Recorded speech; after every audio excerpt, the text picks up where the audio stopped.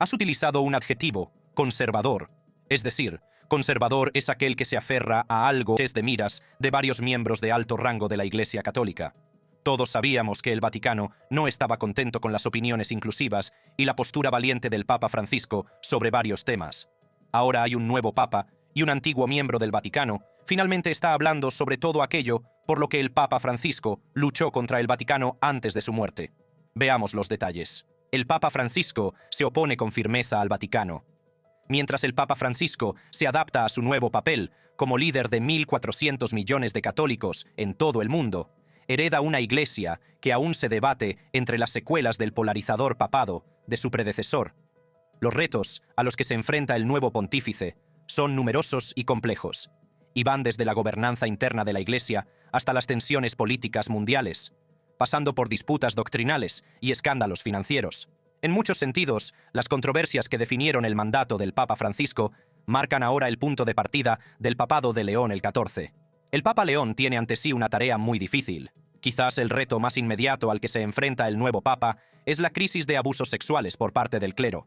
Aunque Francisco tomó medidas importantes para abordar este escándalo, sus detractores argumentan que sus esfuerzos fueron inconsistentes e insuficientes.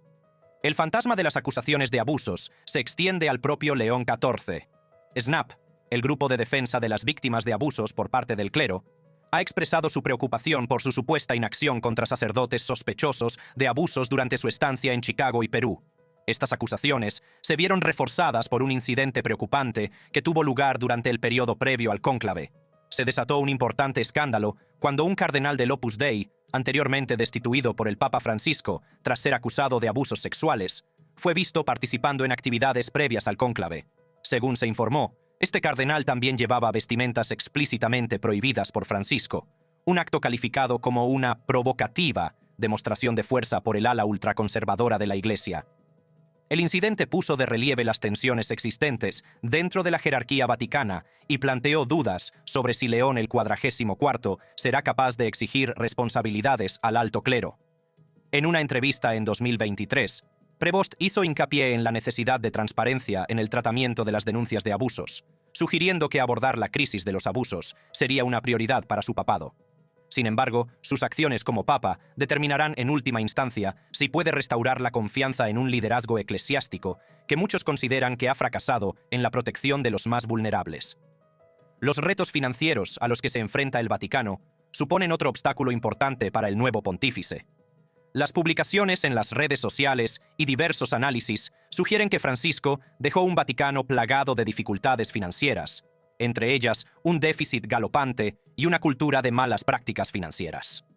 A pesar de los intentos de reforma de Francisco, estos problemas persistieron, y se afirma que no logró resolverlos por completo antes de su muerte. León XIV tendrá que sortear este atolladero financiero sin dejar de lado las obras caritativas de la Iglesia en todo el mundo.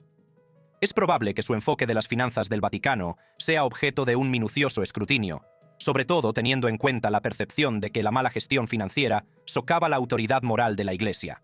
Quizás la cuestión más controvertida que hereda León XIV es el debate en curso sobre la postura de la Iglesia respecto a la inclusión de las personas LGBTQ+.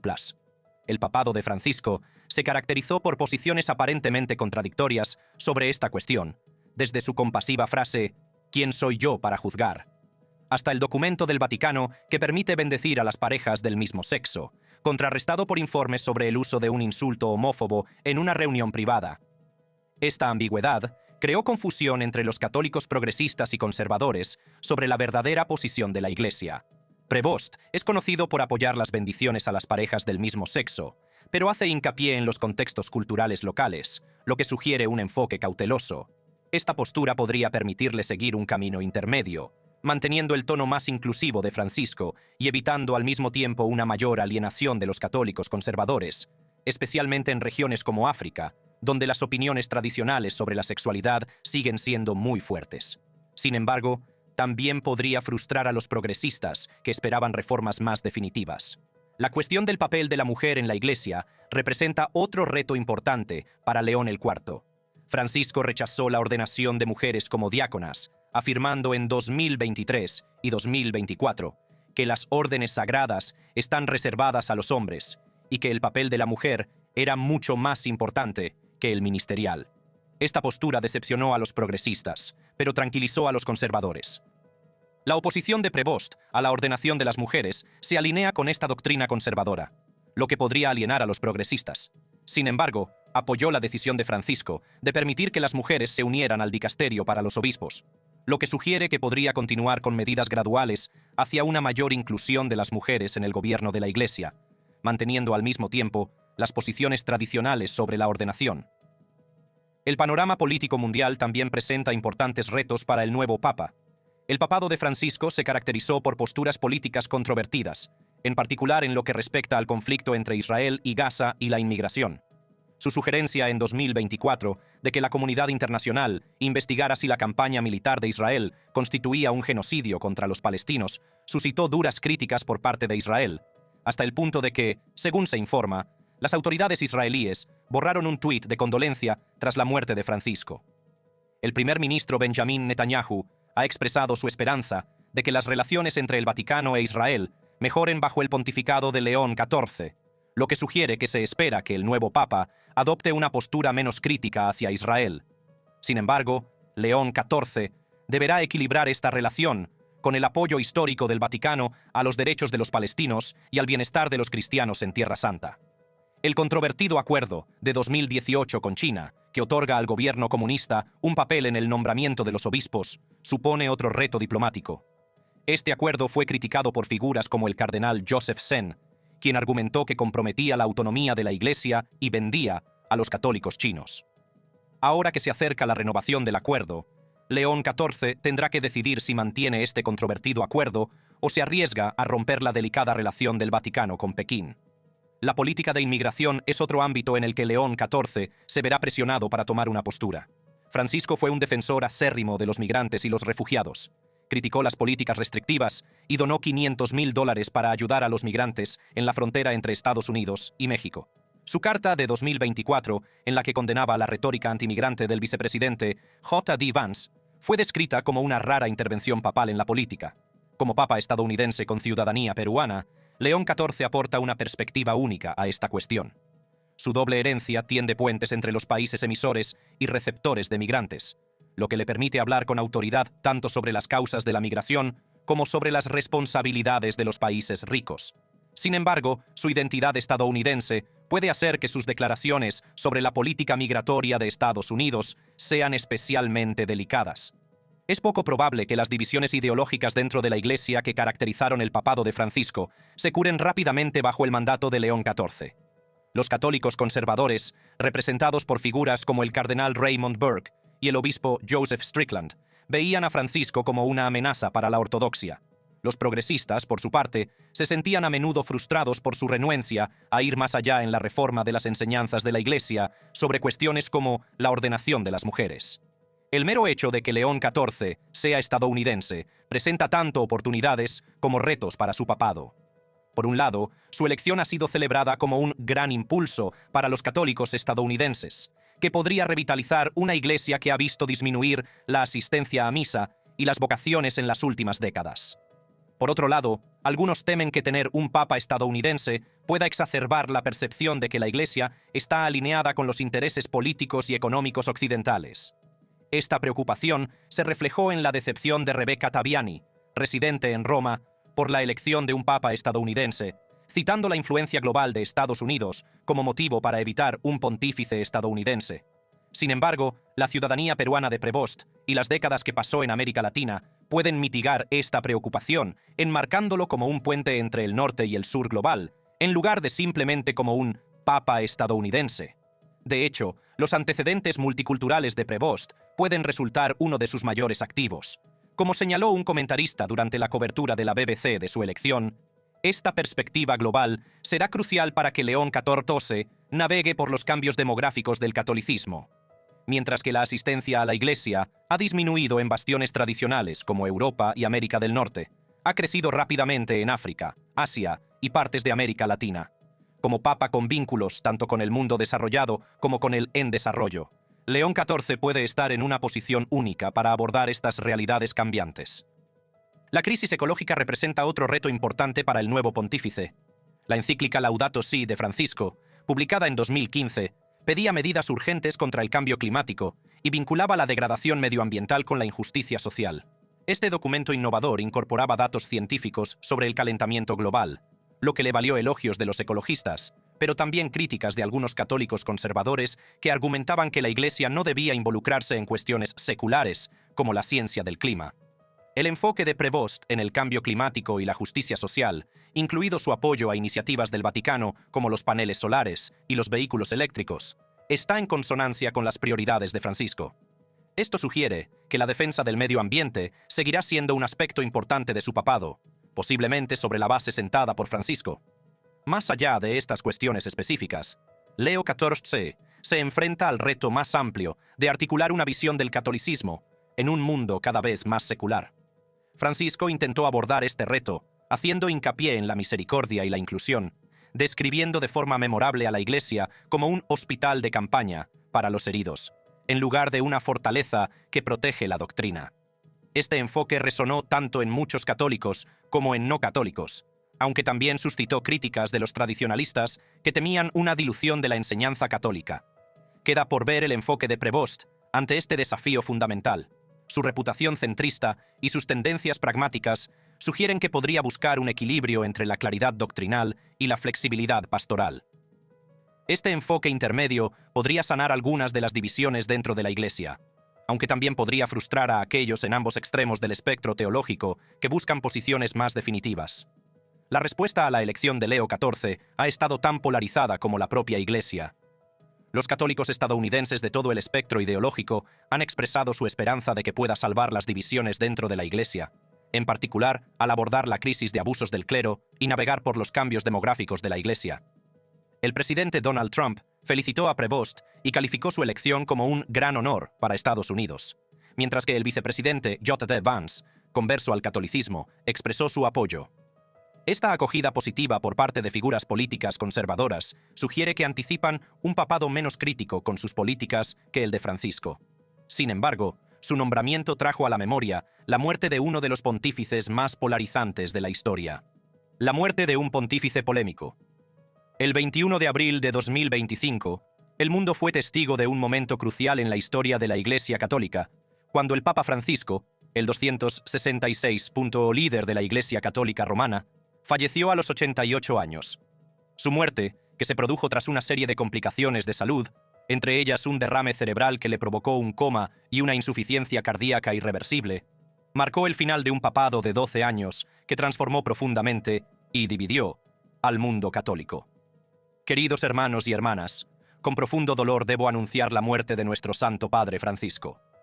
A las 7:35 de esta mañana, el obispo de Roma, Francisco, ha vuelto a la casa del Padre.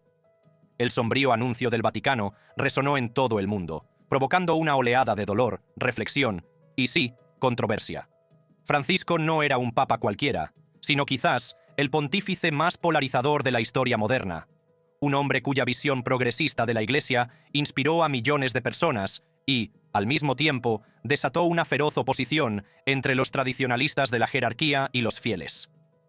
Nacido como Jorge Mario Bergoglio en Argentina, Francisco se convirtió en el primer papa latinoamericano y rápidamente se estableció como un líder diferente, que rechazaba la grandiosidad típicamente asociada al papado en favor de un enfoque más sencillo y humilde. Eligió vivir en la modesta casa de huéspedes del Vaticano en lugar del Palacio Apostólico. Vestía sencillas vestimentas blancas en lugar de elaboradas vestimentas papales y conducía un modesto Fiat en lugar del tradicional papamóvil. Pero no fue solo su estilo personal lo que distinguió a Francisco. Su papado se caracterizó por reformas audaces y declaraciones provocativas que a menudo desafiaban las posiciones tradicionales de la Iglesia Católica sobre una serie de cuestiones, desde el cambio climático y el capitalismo hasta el divorcio y las relaciones entre personas del mismo sexo. Estas posturas le valieron admiradores en todo el mundo, pero también provocaron intensas críticas por parte de los sectores conservadores de la Iglesia. Quizás ningún tema ejemplifica mejor esta tensión que el enfoque de Francisco hacia la comunidad LGBTQ+. En 2013, apenas unos meses después de su elección, Francisco sorprendió al mundo con su ya famosa frase pronunciada a bordo de un vuelo papal desde Brasil. Si alguien es gay y busca al Señor y tiene buena voluntad, ¿quién soy yo para juzgarlo? Esta pregunta aparentemente sencilla supuso un cambio radical en la retórica papal sobre la homosexualidad, señalando un enfoque más compasivo y menos crítico que el de sus predecesores. Francisco reafirmó esta postura inclusiva una década más tarde, cuando, en 2023, aprobó un documento que permitía a los sacerdotes bendecir a las parejas del mismo sexo en lo que el Vaticano describió como situaciones irregulares. Aunque el documento subrayaba cuidadosamente que estas bendiciones eran para individuos y no para uniones, preservando así la doctrina de la Iglesia de que el matrimonio es exclusivamente entre un hombre y una mujer, la medida provocó una fuerte reacción por parte de los católicos conservadores. Las conferencias episcopales de África, encabezadas por el cardenal Fridolin Ambongo, rechazaron rotundamente las bendiciones, alegando sensibilidades culturales. Sin embargo, la visión de Francisco de una iglesia más inclusiva se vio a menudo socavada por sus propias inconsistencias y meteduras de pata. En 2024, justo un año antes de su muerte, fue criticado por utilizar supuestamente un insulto homófobo durante una reunión a puerta cerrada con obispos, lo que provocó una disculpa del Vaticano.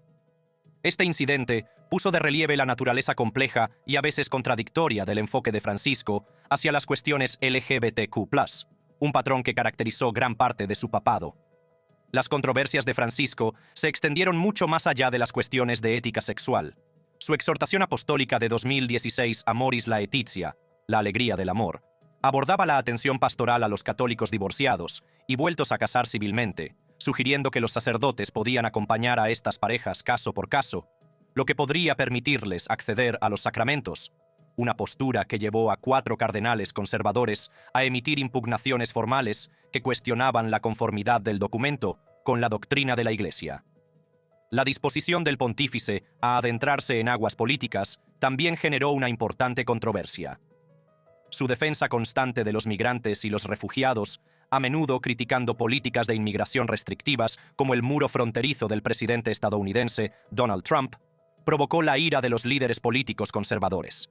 Su carta de 2024, condenando al vicepresidente estadounidense J. D. Vance, fue descrita como una rara intervención papal en la política, lo que tensó aún más su relación con los católicos conservadores de Estados Unidos.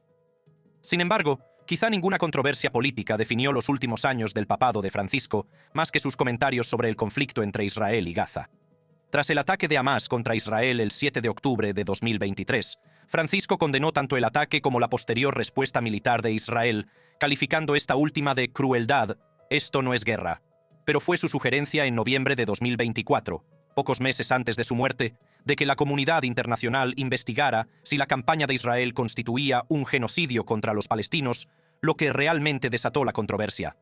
Esta declaración enfureció tanto a los funcionarios israelíes que, según se informa, borraron un tuit de condolencia tras la muerte de Francisco. Quiere ver más allá. Es una actitud suicida. Esta caracterización del conservadurismo como suicida puso de relieve la creciente división dentro de la Iglesia, una división que tendría un impacto significativo en la elección del sucesor de Francisco. El papado de Francisco también se caracterizó por los intentos de reformar las finanzas del Vaticano, notoriamente opacas, aunque con resultados dispares. Las publicaciones en las redes sociales y diversos análisis sugirieron que Francisco dejó un Vaticano plagado de dificultades financieras, entre ellas un déficit galopante y una cultura de malas prácticas financieras.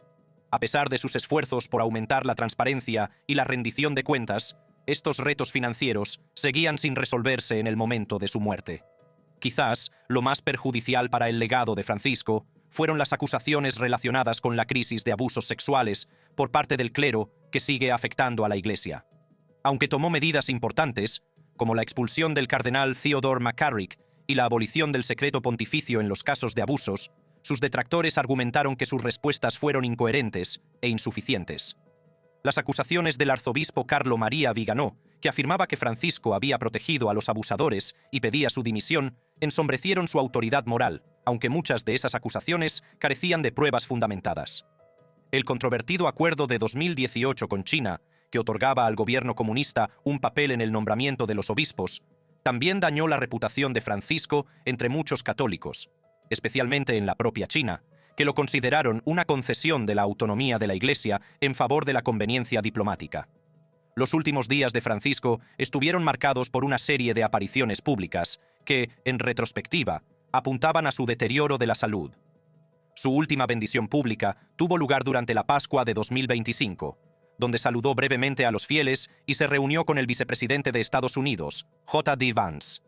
Queridos hermanos y hermanas, feliz Pascua, y con la oración de los cristianos de la querida Medjugorje, el Hijo y el Espíritu Santo. Amén.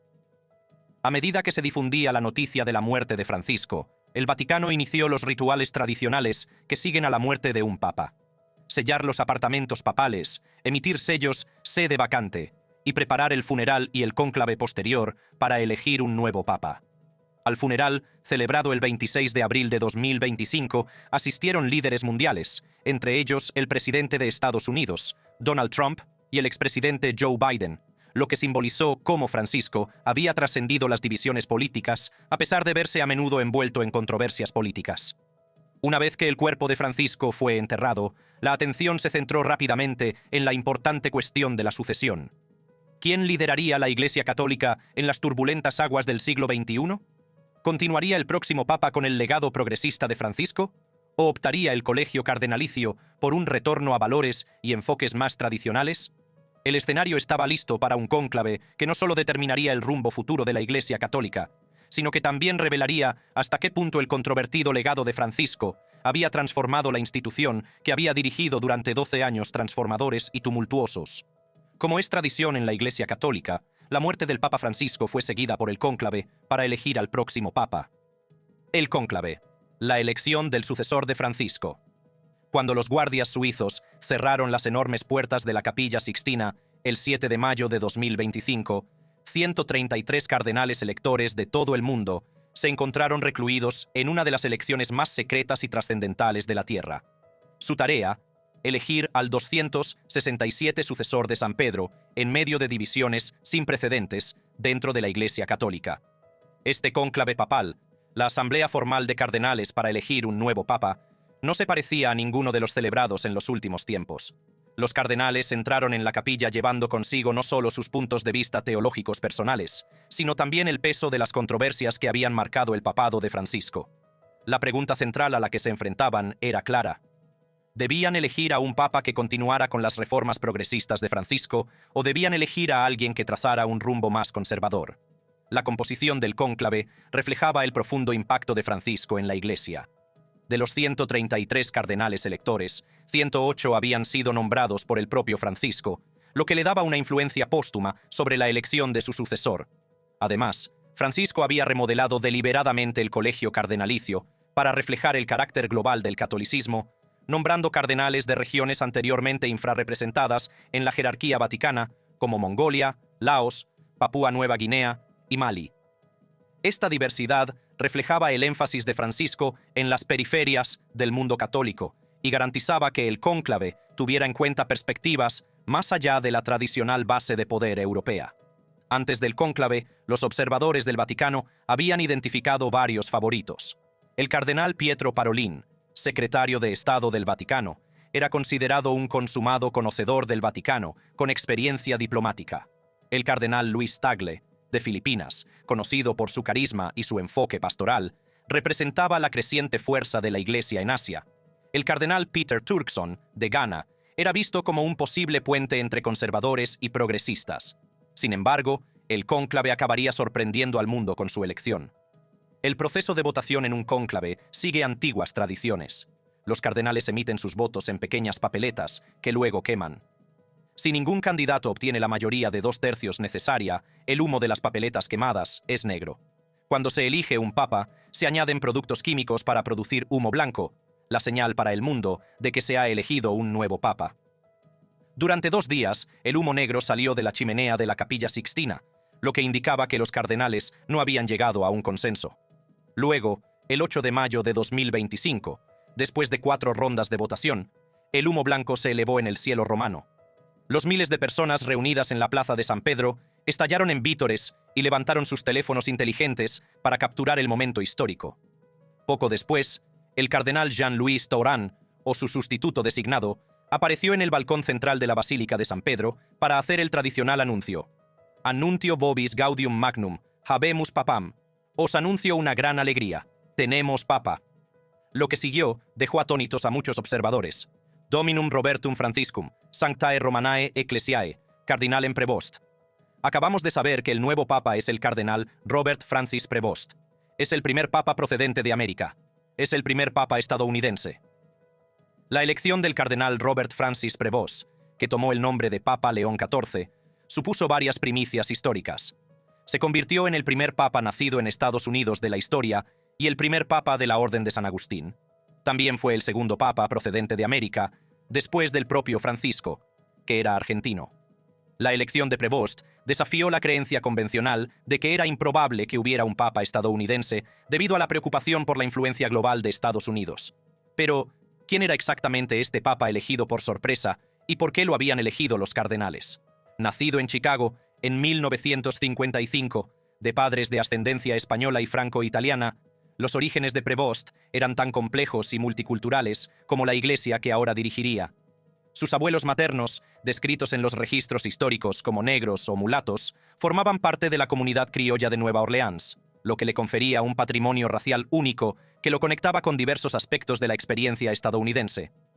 Aunque nació en Estados Unidos, Prevost pasó gran parte de su carrera al servicio de la Iglesia a nivel internacional.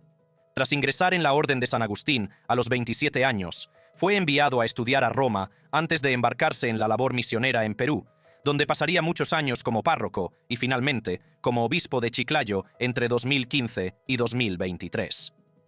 Las habilidades lingüísticas de Prevost reforzaron aún más sus credenciales internacionales. Habla con fluidez inglés, español, italiano, francés y portugués, y tiene conocimientos de latín y alemán, habilidades que le serían muy útiles como líder de una iglesia global con 1.400 millones de fieles repartidos por todos los continentes. En 2023, el Papa Francisco llevó a Prevost a Roma para dirigir el dicasterio para los obispos, un poderoso cargo que supervisa la selección de obispos en todo el mundo, y lo elevó al cardenalato. Este nombramiento puso de manifiesto la confianza de Francisco en Prevost, y lo situó como una figura clave en la jerarquía vaticana, aunque pocos habrían predicho entonces su rápido ascenso al papado solo 2 años después. León XIII, que fue papa entre 1878 y 1903, fue conocido por su defensa de la justicia social y por escribir la encíclica Rerum Novarum, que abordaba las condiciones de la clase trabajadora y sentaba las bases de la doctrina social católica moderna. Al elegir este nombre, Prevost señaló que la justicia social seguiría siendo una prioridad en su papado, manteniendo la continuidad con el énfasis de Francisco en los pobres y marginados. Pero aunque la noticia de la elección de Prevost fue recibida con alegría en muchos sectores, especialmente en su Chicago natal y en su país de adopción, Perú, no estuvo exenta de controversia. Las publicaciones en la plataforma de redes sociales X y una declaración de SNAP, un grupo de defensa de las víctimas de abusos por parte del clero, con sede en Estados Unidos, suscitaron preocupación por la supuesta inacción de Prevost contra presuntos sacerdotes depredadores en Chicago y Perú. Estas acusaciones, aunque carecen de pruebas detalladas en las fuentes proporcionadas, pusieron en duda la idoneidad moral de Prevost para el papado. En una entrevista en 2023, Prevost había hecho hincapié en la necesidad de transparencia en el tratamiento de las denuncias de abusos, pero los críticos exigieron medidas más enérgicas. Algunos observadores también expresaron sus reservas sobre la elección de un papa estadounidense. Rebecca Taviani, residente en Roma, expresó su decepción, citando la influencia global de Estados Unidos como motivo para evitar un pontífice estadounidense. Sin embargo, la ciudadanía peruana de Prevost y las décadas que pasó en América Latina mitigaron esta preocupación para muchos, posicionándolo como un puente entre el norte y el sur global, en lugar de simplemente un papa estadounidense. Las preguntas más importantes giraban en torno a las posiciones ideológicas de Prevost sobre las cuestiones clave que habían definido el papado de Francisco. Aunque apoyaba las bendiciones para las parejas del mismo sexo, hacía hincapié en la importancia de tener en cuenta los contextos culturales locales, lo que sugería un enfoque más cauteloso que el de su predecesor. Su oposición a la ordenación de mujeres se alineaba con la doctrina conservadora, lo que podía alejar a los progresistas que esperaban reformas más radicales. Por otro lado, su enfoque en el cambio climático y la justicia social, incluidas iniciativas del Vaticano como los paneles solares y los vehículos eléctricos, se alineaba con las prioridades de Francisco. Las reacciones políticas a la elección de Prevost fueron, como era de esperar, mixtas según las líneas ideológicas. El presidente Donald Trump felicitó a Prevost y calificó su elección de gran honor para Estados Unidos.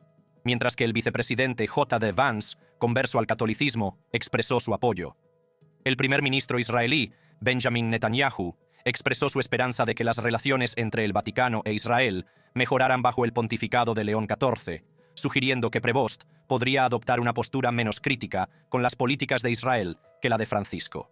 Mientras tanto, las publicaciones en las redes sociales reflejaban el escepticismo de algunos católicos, con acusaciones que iban desde calificar la elección como una continuación del sistema anticristiano, hasta criticar la selección de cardenales por parte de Prevost como egoísta. Estas opiniones, aunque expresadas con vehemencia, representaban una perspectiva minoritaria y carecían de fundamento. La mayoría de los católicos, independientemente de sus inclinaciones teológicas o políticas, parecían adoptar una actitud de esperar y ver qué pasaba con el nuevo pontífice. Muchos expresaron su esperanza de que León XIV pudiera salvar las divisiones dentro de la Iglesia, en particular abordando la crisis de los abusos del clero y gestionando el declive de la Iglesia en Europa y su crecimiento en África, Asia y América Latina. Sin embargo, las publicaciones en las redes sociales reflejan el escepticismo de algunos católicos, con acusaciones que van desde calificar la elección como una continuación de un sistema anticristiano hasta criticar la selección de cardenales por parte de Prevost por considerarla interesada. Estas opiniones, aunque expresadas con vehemencia, representan una perspectiva minoritaria y carecen de fundamento. Los retos a los que se enfrenta el Papa León XIV son inmensos, pero también suponen oportunidades de renovación y reforma. Si aborda la crisis de los abusos del clero con transparencia y responsabilidad, podría ayudar a restaurar la confianza en el liderazgo de la Iglesia. Si gestiona las disputas doctrinales con claridad y compasión, podría ayudar a sanar las divisiones ideológicas. Si se compromete con retos globales como el cambio climático y la migración, podría posicionar a la Iglesia como una voz moral en los asuntos internacionales. Ahora que León XIV comienza su papado, las palabras del anuncio del Vaticano sobre la muerte de Francisco cobran un nuevo significado en este momento de transición. Toda su vida ha estado dedicada al servicio del Señor y de su Iglesia.